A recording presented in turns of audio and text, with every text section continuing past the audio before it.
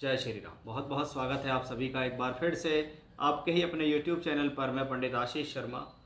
आज हम बात करेंगे कि कन्या राशि के जातकों के लिए साल के शुरुआत के 3 महीने कैसे रहेंगे। यानी यहाँ से शुरू होता है एक नया संवत, ज्योतिषीय नववर्ष अप्रैल के महीने शुरू हो जाता है।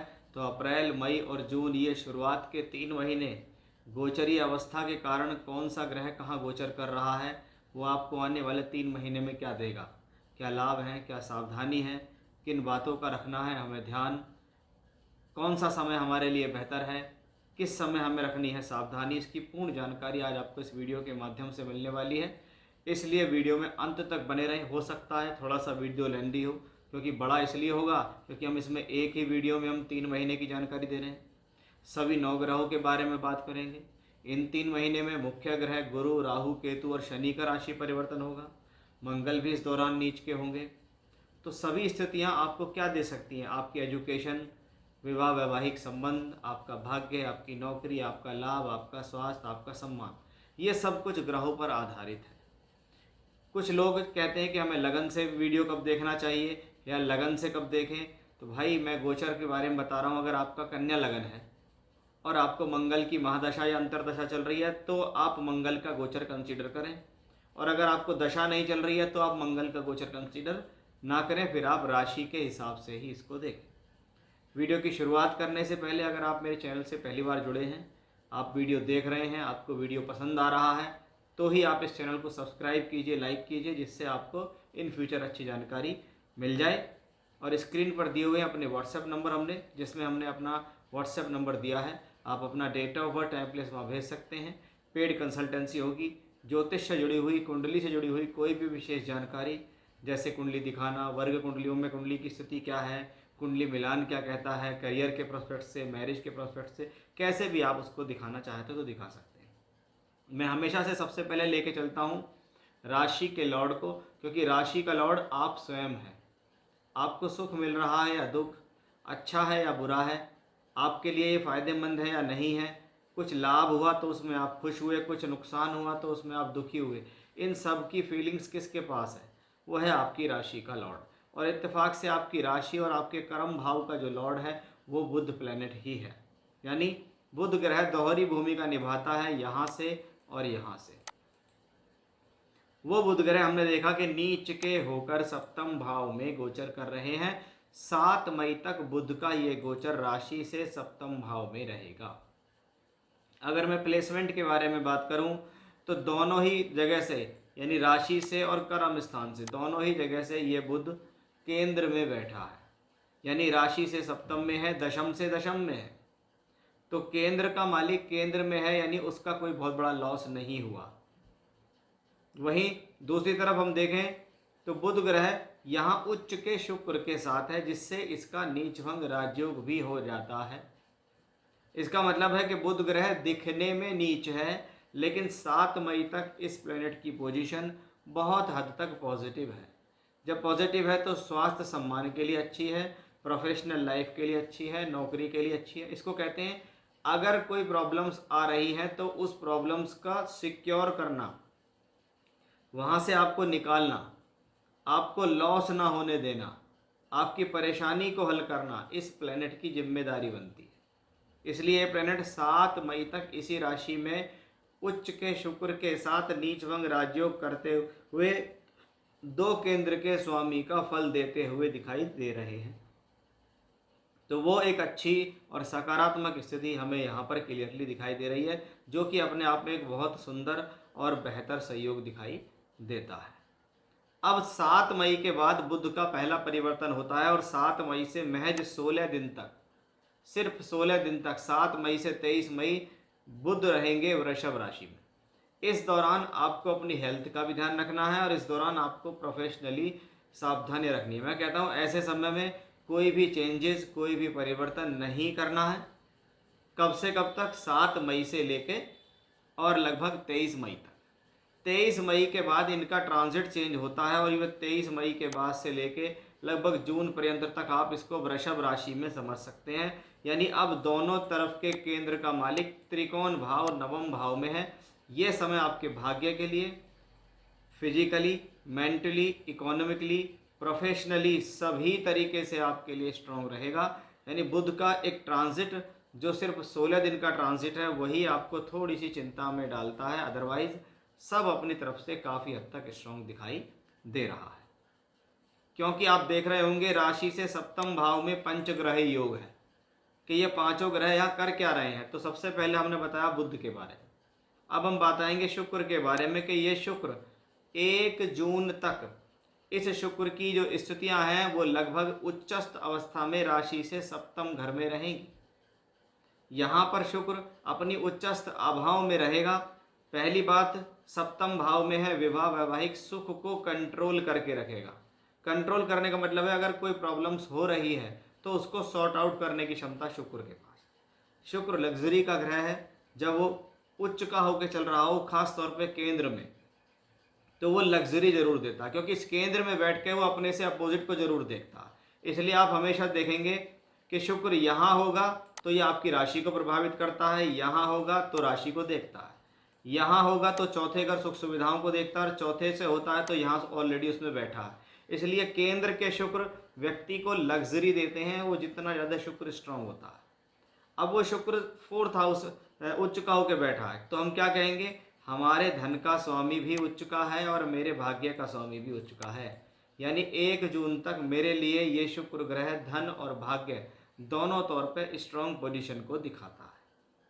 अब ये शुक्र आ जाएंगे यहाँ पर कब, 1 जून के बाद, जिसमें यहाँ से बैठकर सीधा प्रभाव दूसरे घर पे होगा। इसलिए इसको भी हम कोई लॉस का कॉम्बिनेशन नहीं कहेंगे। यानी भाग्य और धन दोनों को सिक्योर करने वाला प्लेनेट जो है वो शुक्र है, जो कि अपने आप में स्ट्रॉन्ग कॉम्बिनेशन में है। और 15 मई तक ये गुरु के साथ एक राशि परिवर्तन राजयोग में भी लिप्त है, जो कि अपने आप में स्थिति शुभ है। बात करते हैं अगले प्लैनेट्स की, जो अपने आप में एक खराब प्लैनेट की भूमिका निभाता है। वो है सूर्य ग्रह, जो कि द्वादशेष होकर 14 अप्रैल तक यहीं पर स्थित है। द्वादश भाव का स्वामी अगर सप्तम भाव में चले, उसके साथ में राहु भी चले, उसके साथ में शनि भी रहे, तो राहु का सूर्य के साथ जाना, जैसा कि मैंने कहा कि शुक्र पॉजिटिव काम करेगा, आपके वैवाहिक संबंधों को बचाने की कोशिश करेगा, लेकिन सूर्य राहु की युति क्या करेगी, आपको परेशान करने की, एक दूसरे के आर्गुमेंट्स कराने की, मतभेद कराएगी, मनभेद कराएगी, आपस में लड़ाई करा सकती है। तो 14 अप्रैल तक थोड़ा सा सावधान रहे, खास तौर पे वैवाहिक संबंधों को लेकर। 14 अप्रैल से लेकर 14 मई तक सूर्य उच्चस्थ अवस्था में होंगे। अब 12वें घर का मालिक अष्टम भाव में उच्च का होकर विपरीत राजयोग बनाएगा, तो ये स्थिति सरकारी क्रियाकलापों के लिए अच्छी है बहुत बार, क्योंकि वो द्वादशेष उच्च का हुआ है, तो अचानक से आपके ऊपर कोई खर्च पड़ सकता है, लेकिन उस खर्च से आपको फ़ायदा भी मिलेगा। कभी कभी क्या होता है, पहले अपनी जेब से पैसा लगाया, उसके बाद आपको फ़ायदा मिला। पहले आपने सडन कोई खर्चा आपके ऊपर आया, आपने वो कर दिया और बाद में आपको उसको लाभ मिल गया। तो वो स्थितियाँ भी अपनी अच्छी हैं। सडन यात्राएं करनी भी ऐसे में मिल सकती हैं। अचानक से कोई ट्रैवलिंग करने का मौका मिला, उस ट्रैवलिंग से आपको लाभ मिला, ये भी हमें सूर्य ग्रह की बदौलत ही दिखाई देता है। 14 मई से 14 जून तक सूर्य भाग्य भवन में होंगे, और द्वादशेष का भाग्य भवन से संबंध सीधा ये दिखाता है कि भाग्य बनाने के लिए की गई यात्राएं सफल साबित होती हैं। इस दौरान दूर स्थान से जुड़कर काम करने का मौका मिल सकता है। हमारे अगले ग्रह होंगे यहाँ पर शनि। हालांकि शनि से संबंधित वीडियो में पहले भी बना चुका हूँ कि 2025 में शनि क्या दे सकते हैं। आगे भी आपको बताएंगे शनि राशि परिवर्तन के क्या फल हैं। अभी के लिए आप मानिए कि शनि केंद्र में है। अच्छी बात क्या है, कन्या राशि के लिए या कन्या लग्न के लिए शनि ग्रह एक औसत प्लेनेट है, क्योंकि उसको 2 जिम्मेदारी मिली है। 5वां घर जो त्रिकोण है, छठा घर जो कि त्रिक भाव है, एक भाव अच्छा है एक भाव खराब है, कि भैया मैं तो दोनों जगह का स्वामी हूँ, इसलिए मैं आपको कुछ मिक्सअप फल दूंगा। ये डिपेंड करता है कि वो फल कहाँ के देगा अच्छे, वो डिपेंड है कि अब वो केंद्र में है। केंद्र स्थान सप्तम भाव है, जो कि एक ठीक स्थान है, क्योंकि इसकी केंद्र में गिनती होती है, इसलिए वो 5वें घर से संबंधित अच्छे फल ज़्यादा देगा। अब पंचम भाव शिक्षा विद्या बुद्धि के लिए अच्छा है, तो ये स्थिति विवाह के पश्चात संतान प्राप्ति के लिए अच्छा है। यानी यही शनि विवाह भी करा सकता है, यही शनि शादी भी दे सकता है। छठे घर का मालिक होकर यहाँ बैठा, तो जिनकी शादी हो चुकी है उनके जीवन साथी के साथ कुछ तनाव दे सकता है, और जीवन साथी की तबीयत खराब कर सकता है, ये भी दिखता है। पंचम का मालिक होकर शनि केंद्र में आएगा, इसलिए प्रोफेशनल लाइफ को संभालेगा, क्योंकि वहाँ से बैठकर वो आपकी राशि को दृष्टि देता है। इसको कहते हैं प्रोफेशनल लाइफ को संवारने का काम। शनि चौथे भाव पर भी दृष्टि यहाँ से बैठ के देंगे, तो अधिकतर देखा जाता है शनि का लंबे समय तक फोर्थ हाउस को देखना किसी प्रकार की भूमि, जमीन, जायदाद, प्रॉपर्टी से फायदा दिलाने वाला माना जाता है। तो उस लिहाज से भी ये कॉम्बिनेशन पॉजिटिव हुआ। राहु के बारे में बात करते हैं। राहु और केतु आपकी राशि के ऊपर चलते हैं, और मैंने पहले वीडियो आप मेरे पढ़े हो तो उसमें आप देख लीजिए, जब जब राशि और सप्तम पे राहु केतु एक्सेस आता है, शारीरिक, मानसिक और वैवाहिक तीनों तौर पर परेशान करने की पूरी तरीके से कोशिश करता है, इसमें कोई संदेह नहीं है। यानी ये जो कॉम्बिनेशन है ये पूरी तरीके से परेशान करने की कोशिश करेगा, इसलिए आप थोड़ा सा सावधान रहने की आपको यहाँ ज़रूरत है। यहाँ पे केतु थोड़ा गलती से लिख दिया गया है, केतु यहाँ पे चल रहे हैं 18 मई तक, लेकिन 18 मई के बाद राहु केतु का एक्सेस चेंज हो जाएगा, और ये एक्सेस भी मैं बहुत शुभ अंकों में नहीं लाता, क्योंकि यहाँ होंगे राहु और यहाँ होंगे केतु। 6/12 का एक्सेस, अगर छठा घर रोग ऋण शत्रु है तो 12वां घर खर्च, अस्पताल, जेल और नुकसान का है। जब 6/12 एक्सेस पे राहु केतु आ जाता है तो सावधान हो जाना चाहिए।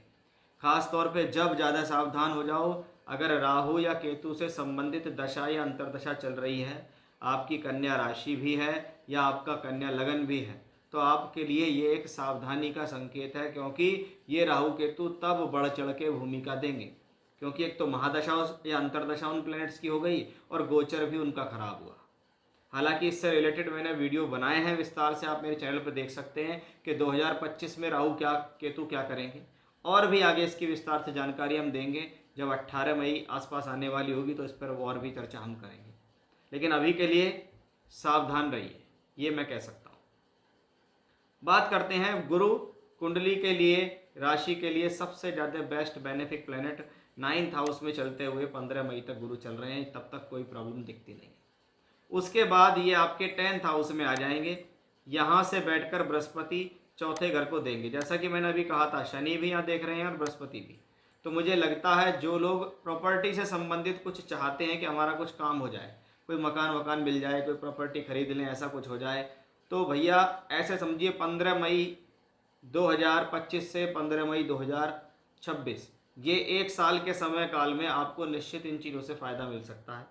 यही स्थिति पद प्राप्ति, नौकरी के लिए भी बेहतर ही है, क्योंकि गुरु यहाँ से बैठकर 2nd हाउस को देखेंगे, इसलिए सोर्स ऑफ इनकम के लिए भी शुभ ही दिखाई देंगे। अब एक सावधानी भरा प्लेनेट है मंगल। ये मंगल यहाँ पे चल रहा है, कब तक है? 5 अप्रैल तक। और मैंने अधिकतर ये कहा है, अष्टम का मालिक जब जब आपके दशम भाव में ट्रांजिट कर रहा हो उस दौरान कुछ ना करें, कुछ बदलाव ना करें, कुछ चेंज ना करें, कुछ नौकरी ना बदलें, कुछ नया करने की कोशिश ना करें, शांत रहें। मंगल एनर्जी का प्लेनेट है, अपने ऊपर संयम रखें। 5 अप्रैल के बाद जब ये मंगल पहुंच जाएगा यहाँ, और यहाँ पहुंच के ये मंगल होगा नीच का, तो क्या होगा? अष्टम का स्वामी जब मेरे लाभ भाव में नीच का हो रहा हो तो ये मेरे लाभ को अनसिक्योर कर सकता है कि भैया यहाँ सिक्योरिटी पूरी नहीं है। ऐसी स्थिति में व्यक्ति अपनी ही गलतियों से अपने लॉसेस करता है, अपनी ही गलतियों से अपने नुकसान करता है। थोड़ा सावधान रहिए। दूसरे घर पर दृष्टि देता है नीच का मंगल, तो हम कहेंगे कि भाई वे ऑफ टॉकिंग को थोड़ा नरम रखें, कोशिश करें जहाँ जितनी ज़रूरत हो उतना बोलें। आपके स्वभाव व्यवहार के अंदर ऐसा नहीं दिखाई देना चाहिए कि कोई बहुत क्रोध की बात है और बहुत गुस्से की बात। तो इस बात का थोड़ा सा विशेष ध्यान आज आपको इस दौरान रखने की ज़रूरत है। ये 3 महीने के अंदर सभी 9 ग्रहों की पोजीशन आपको क्या दे सकती है, उसकी विस्तार से जानकारी देने की मैंने यहाँ कोशिश की है। जय श्री राम।